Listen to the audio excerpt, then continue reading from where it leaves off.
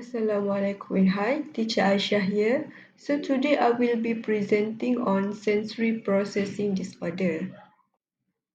Okay, first we will be going on through what is sensory processing disorder. Sensory processing disorder or SPD is a neurodevelopmental disorder that is characterized by difficulties with organizing and using sensory information from the body and environment.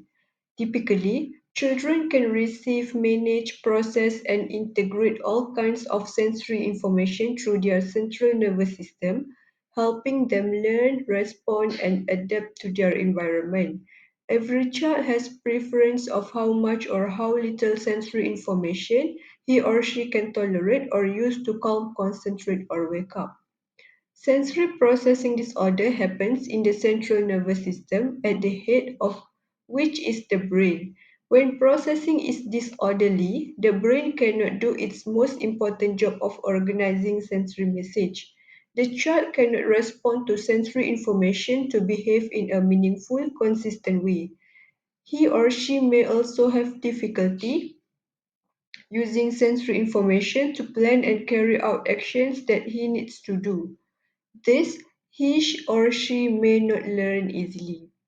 This sensory information includes vision through eyes, hearing, which is through ears, taste, which is through tongue, smell, which is through nose, tactile, through touch, vestibular, which is a perception of movement, and proprioception, which is a perception of body position. The inability to organize and use this information may interfere with development and activities of daily life. Sensory processing disorder is also called sensory integration dysfunction or SI dysfunction and dysfunction in sensory integration, which is DSI. The exact cause of SPD is not known. However, it is known that the midbrain and brainstem regions of the central nervous system are early centers in the processing pathway for multisensory integration. These brain regions are involved in process including coordination, attention, arousal, and autonomic function. After sensory information passes through the centers, it is then routed to brain regions responsible for emotions, memory, and higher level cognitive functions. There are three categories of sensory processing disorder, which are sensory modulation disorder (SMD), sensory based motor disorder (SBMD), and sensory discrimination disorder. Okay, first we will be going on through what is sensory modulation disorder, which is refers to a complex central nervous system process by which neural messages that convey information about the intensity, frequency, duration, complexity, and novelty of sensory stimuli are adjusted. It consists of three subtypes, which is sensory responsivity, which is these children are more sensitive to sensory stimulation than most people.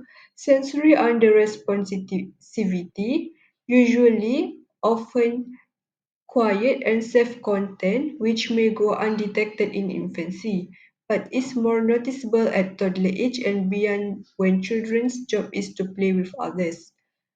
Lastly, sensory craving or seeking, which is have an insatiable need for sensory experience and actively search for sensation, often in ways that are socially unacceptable. What may be perceived as bad behavior is sensory related. After that, a sensory-based motor disorder. Motor output that is disorganized because of incorrect processing of sensory information affecting postural control challenge, resulting in postural disorder or developmental coordination disorder.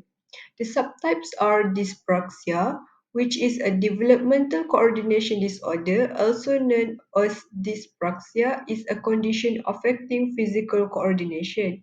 It causes a child to perform less well than expected in daily activities for their age and appear to move clumsily.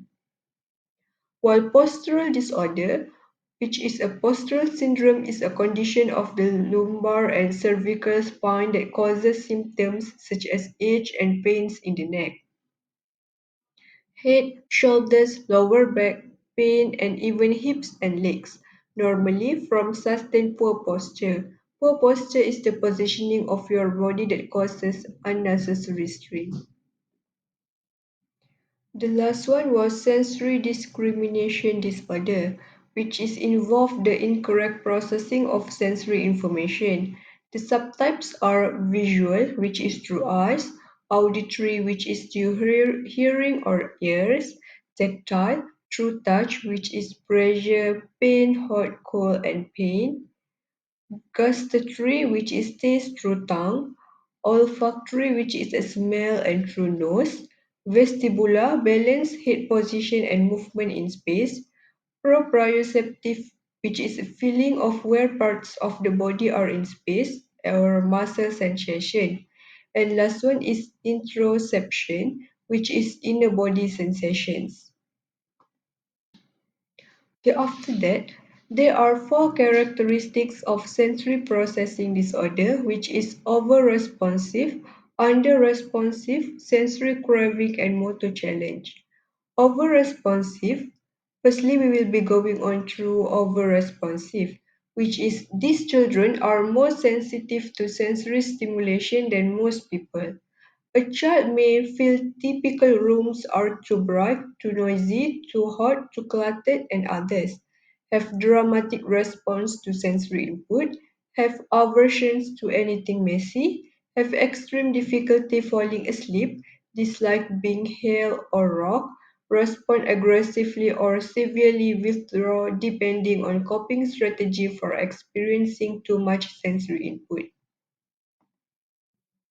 The under-responsive was children with under-responsivity are often quiet and self-contained, which may go undetected in infancy but is more noticeable at toddler age and beyond when children's job is to play with others. A child may enjoy solitary activities, chooses no play at all, not complain of being bored, react with indifference, not notice other people trying to get their attention, have limited social interactions, be exceptionally unmotivated to play, or not feel a cut or pain. While sensory craving, which is children have an insatiable need for sensory experience and actively search for sensation, often in ways that are socially unacceptable. What may be perceived as bad behavior is sensory related. A child may appear fidgety, be hyperactive, be restless at school, constantly seek sensory stimulation, be frequently dysregulated by sensory stimulation, appear dysfunctional, seem extremely disorganized, become demanding when search for input is stopped, climb on a person or seem to be to invade personal space. So the last one was motor challenge. Children with motor sequencing and planning difficulties have challenge in coordinating movements such as dressing, playing catch, or misjudging spatial areas. A child may have difficulty moving well, have challenge performing movement sequence, appear awkward and clumsy, be slow to reach milestone, crawl, which is crawling, walking, or riding a bike, be physically weak, have poor core strength, not have intrinsic motivation to seek physical activities. So, what are sensory processing disorder treatment? Okay, one of it was sensory integration therapy, which is typically offered as part of occupational therapy, which is places a child in a room specifically designed to stimulate and challenge all the senses to elicit functional adaptive response. This may include play, school, and learning self-care tasks. Sensory integration therapy is driven by four main principles, which are just right challenge. The child must be able to successfully meet the challenge that are presented through playful activities. Adaptive response. The child adapts their behavior with new and useful strategies in response to the challenge presented. Active engagement. The child will want to participate because the activities are fun, and child directed, which is the child preference, are used to initiate therapeutic experience within the session. The other treatment was sensory processing therapy. This therapy retains all the four principles and adds a few. The all four principles was from sensory integration therapy, which is just right challenge, adaptive response, active engagement, and child directed. And sensory processing therapy adds intensity, which is person attends therapy daily for a prolonged period. Developmental approach, which is therapist adapts to the developmental age of the person against actual age. Test retest systematic evaluation. All clients are evaluated before and after. Process driven versus activity driven, which is therapy focused on the just right emotional connection and the process that reinforce the relationship. Parent education, which is parent education sessions are scheduled into the therapy process. Joey delivery, which is happiness of life, is therapy's main goal, attained through social participation, self-regulation, and self-esteem. And the last one was combination of best practice interventions, which is often accompanied by integrated listening system therapy, flow time, and electronic media.